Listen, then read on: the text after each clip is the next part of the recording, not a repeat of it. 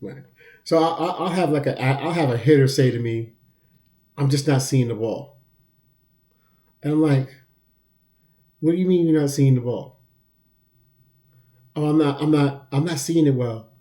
And part of me is like, you're making it, you're lacking focus.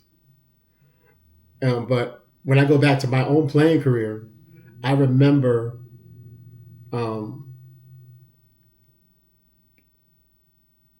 I don't remember having that many days where I didn't see the ball as a hitter. I do remember having days where I would get bad jumps as a base runner if I'm stealing a base or something, right? Like I remember those days where I would get a bad jump for some reason. Like I wasn't, and in baseball, like being able to interpret a lefty pickoff move was a lot more difficult than being able to interpret a right-handed pitcher's pickoff move because a lefty can have like what they call a balk move, and it looks like they're going to the plate, but they're coming to first base.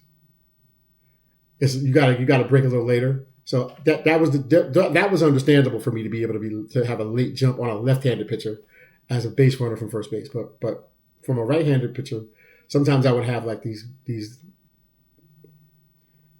moments where I'm like, that's a bad jump. I got a bad jump. I just didn't get the good read that I want to get, you know. And and I remember teaching a baseball team, and I was teaching young players how to steal third. And I was saying if you time it right, you're going to get third every time because most pitchers at that level are coming to their set. Most of them are one look, and then they go to the plate, right?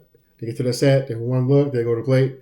But like, I would be like, okay, if we know that a guy's one look, as soon as he comes to a set and he looks at you, as soon as he turns his back, turns this way, go, just go when he turns his head, and then we would just steal third. But everybody could not time that. Everybody didn't have the internal clock to be able to time that thing, and visually they were a little bit late, less rhythmical. I think we always talk about like rhythmical execution, and the players that have that good rhythmic ability, they can synchronize themselves with the pitcher because even before the visual part happens, and maybe this is also visual too. I guess it is, but like I like to say that there's three timings, right? There's the timing of my body with the pitcher's body, and then there's the timing of the eyes identifying, tracking, and predicting what when the collision should happen,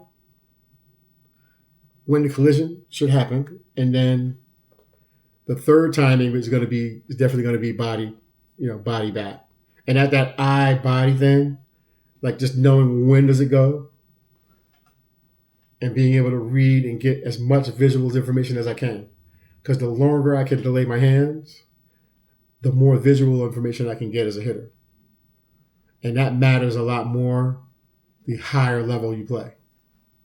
The conversation is different. The kids that I'm coaching that are playing at certain types of tournaments on certain types of fields against certain levels of competition, our conversations have to be different. It's less mechanics. Do you feel like you're visually inept? Do you feel like you're visually late? Do you feel like you're struggling to kind of recognize? Are you chasing? Or do you have high chase rates? And mechanics don't necessarily save you if you don't have the visual ability to do those things at that level. Because the eyes always lead the body. The body does not lead the eyes. And so many people are placing such an emphasis on mechanics that it drives me insane, but people are coaching from what they know. I understand that. I'm coaching from what I know, and I know vision is it. So I can only coach from what I know to be true. Actually tracking the ball, actually tracking it,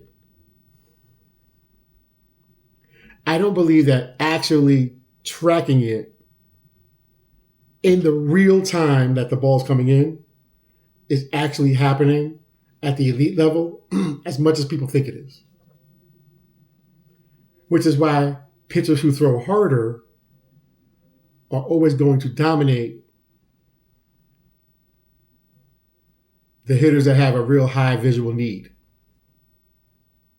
If a hitter's visual needs are really a lot, the pitchers that are high velo are always going to dominate those hitters, because those hitters are always a click too late in terms of where the ball's going to be.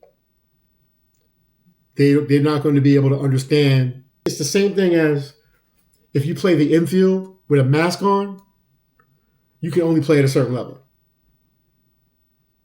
because you wouldn't need a mask. You're not going to be able to hit at that next level if you need a mask to play defense.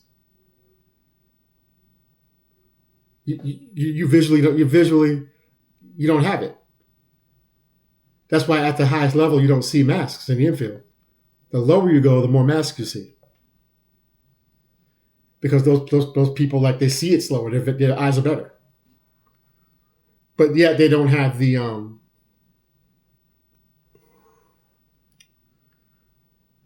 mask could become training wheels too. And if you never take the training wheels off, then you never know how high you can go.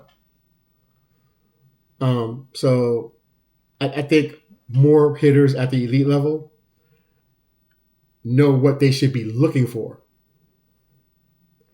and they just start going to that space. They just start going. This seems, and I think for some people, just based on my interviews with hitters, for some people that's still an unconscious thing. Because some people say, I don't see spin. I'm like, what? I know they do. I know they do. I know they see it. But when you interview, like, I'll interview like a Division I team, a top 5 team in the country, and I'm talking to the players and I'm interacting, and we're doing spin drills and we're looking at seams, and I want them to recognize, like, I can't see spin. I can't see the seams. I'm like, that's good. You're fine, because you just don't know you do. And in a way, it's good, because that's not going to be the thing that distracts them also. But right, because then it becomes a distraction of trying to see the seams, right? So and I can test people on that. I have ways of testing people in the drill. I'll